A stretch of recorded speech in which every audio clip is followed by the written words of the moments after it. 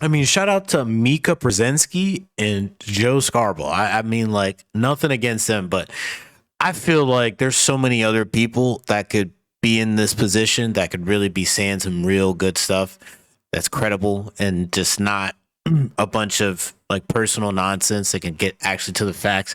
Anyway, so much better, more more eligible people.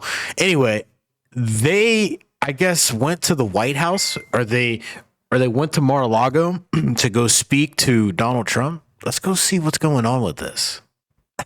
Over the past week, Joe and I have heard from so many people, from political leaders to regular citizens, deeply dismayed by several of President-elect Trump's cabinet selections, and they are scared.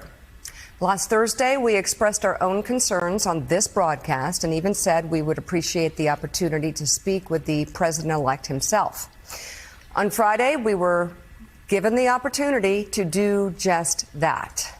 Joe and I went to Mar-a-Lago to meet personally with President-elect Trump. It was the first time we have seen him in 7 years.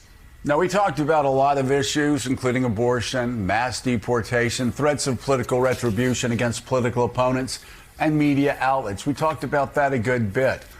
And it's going to come as no surprise to anybody who watches this show, has watched it over the past year or over the past decade, that we didn't see eye to eye on a lot of issues, and we told him so. What we did agree on was to restart communications. My father often spoke with world leaders with whom he and the United States profoundly disagreed. That's a task shared by reporters and commentators alike. We had not spoken to President Trump since March of 2020, other than a personal call Joe made to Trump on the morning after the attempt on his life in Butler, Pennsylvania.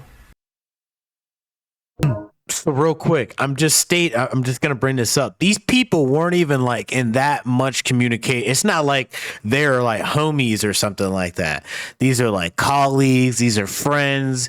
These are just media acquaintances that I guess Donald Trump, or just media folks that Donald Trump has worked with or seen, or that knows these folks that are in the actual media business here.